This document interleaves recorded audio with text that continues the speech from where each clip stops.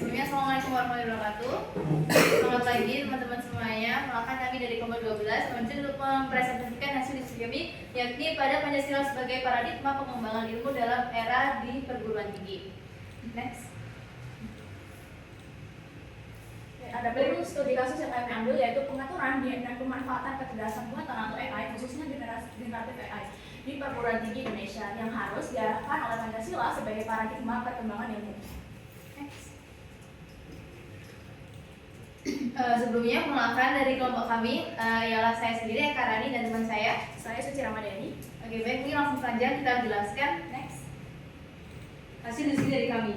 Jadi latar belakang dari kasus kami ya pemanfaatan AI, khususnya generatif AI di lingkungan perguruan tinggi terus meningkat dan digunakan oleh mahasiswa maupun dosen untuk membantu penulisan tugas, pelaksanaan penelitian dan berbagai macam yang lainnya. Nah, meningkatnya penggunaan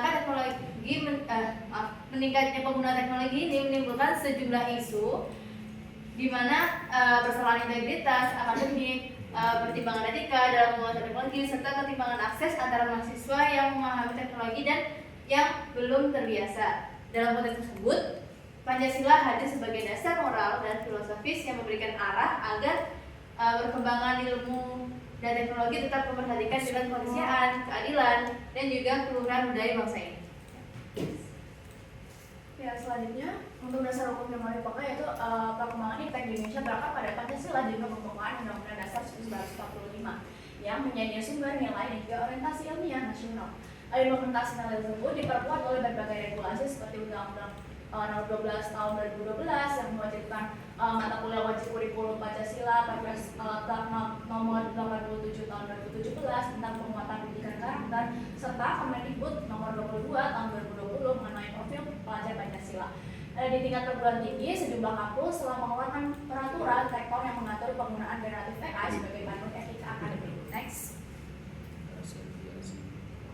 Oke, selanjutnya adalah Pancasila sebagai paradigma pengembangan ilmu, di mana Pancasila menyediakan kerangka nilai untuk mengarahkan pengembangan ilmu dan teknologi yang berkeadilan, humanis, demokratis, serta menghormati martabat manusia. Dalam konteks AI ini, hal ini berarti bahwa inovasi teknologi tidak hanya sebagai pengejar efisiensi, tetapi juga harus mempertimbangkan aspek yang etis.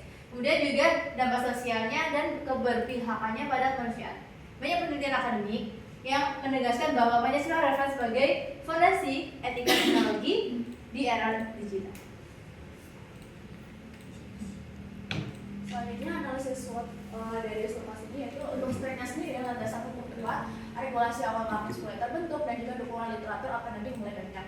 Kemudian untuk Indonesia sendiri, pemahaman Pancasila belum merata, kemudian literasi AI berbeda-beda antar mahasiswa dan juga implementasi kebijakan belum seragam. Next. Selanjutnya adalah opportunities. Opportunities ini adalah tren global menuju etika AI, ada peluang memasukkan nilai Pancasila dalam kurikulum AI, terus juga potensi Indonesia membutuhkan model etika yang khas. Kemudian ada threat, di mana resiko penyalahgunaan AI seperti plagiarisme, fabrikasi, kemudian juga pertimbangan teknologi, potensi bias dan dehumanisasi oleh sistem AI. Adapun dampak jangka pendek yang ditimbulkan itu yang pertama ada penataan ulang kebijakan penggunaan AI di lingkungan kampus, kemudian ada penyusunan aturan tugas, ujian dan juga asesmen berbasis integritas akademik, kemudian ada peningkatan literasi AI yang beretika bagi mahasiswa dan juga dosen, kemudian ada juga penguatan sistem deteksi plagiarisme dan pencegahan penyalahgunaan AI, kemudian juga terakhir ada pemberian pedoman penggunaan AI yang jelas pada setiap mata kuliah. Selanjutnya dalam jangka panjang ialah terbentuknya etika nasional tentang AI yang berbasis Pancasila. Yang kedua adalah pengembangan model tata kelola AI khas Indonesia. Yang ketiga adalah integrasi nilai Pancasila dalam kurikulum teknologi dan sains. Terus yang keempat ada kontribusi Indonesia dalam diskursus global mengenai etika AI, dan yang terakhir adalah terbangunnya budaya ilmiah yang humanis dan bertanggung jawab di perguruan tinggi.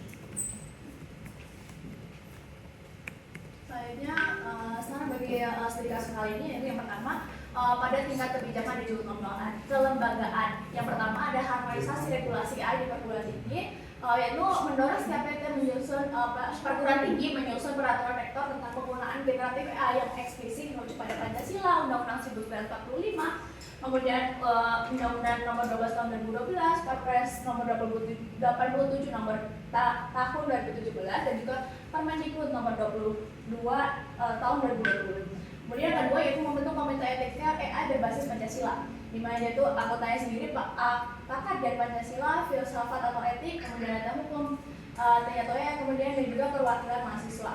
Dan juga ada komite. Adapun anggota ini, dia itu menyusun kode etik AI di kampus dan juga mengkaji kasus pelanggaran. Kemudian yang ketiga ada integrasi Pancasila AI dalam rencana strategi perguruan tinggi. Ini memasukkan indikator seperti jumlah riset AI berbasis Pancasila, mata kuliah yang memuat topik etika AI, dan juga kegiatan pengabdian masyarakat terkait literasi AI dan juga Pancasila.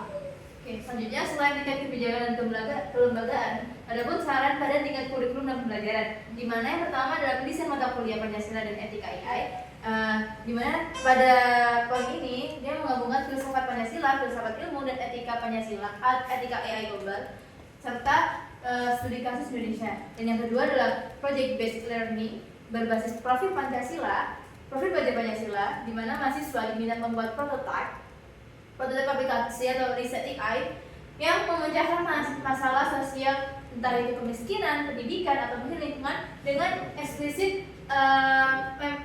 memetakan nilai tiap Pancasila, kemudian tiap sila maksudnya. Kemudian yang ketiga adalah assessment yang menekan integrasi akademik, di mana tugas AI atau sebagai asisten harus disertai AI research statement, di mana bukti proses berpikir dan juga diskusi riset, sehingga mahasiswa tidak sekedar copy paste, tapi juga perlu dipelajari lagi.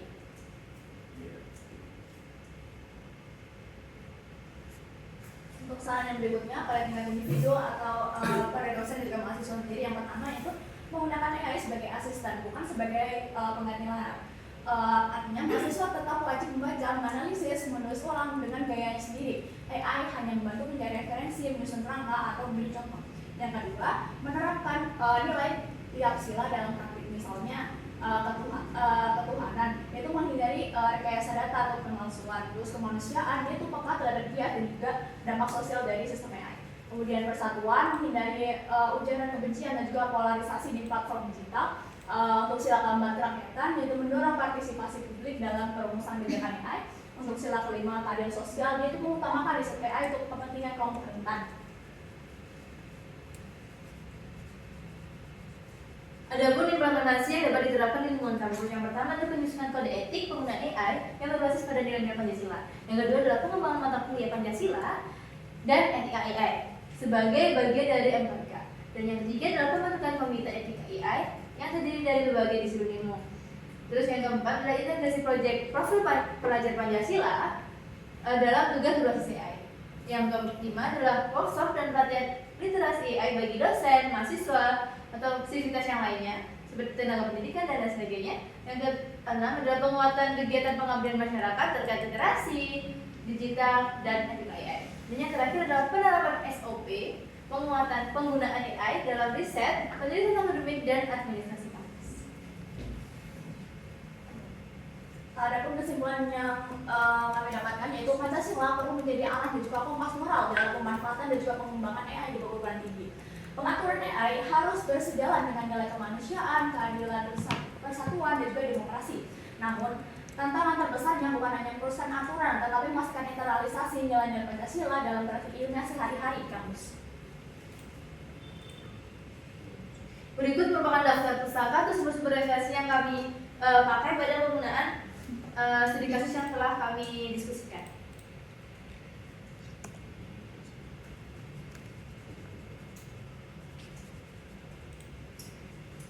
Mungkin itu saja dari kami. Kiranya adakah pertanyaan dari teman-teman? Bisa disampaikan. Cukup. Oke, mungkin jika tidak cukup, kami akhiri. Kurang lebih kami mohon maaf bila salah kata. Wabillahi taufiq wal hidayah. Wassalamualaikum warahmatullahi wabarakatuh. Terima kasih. Oke.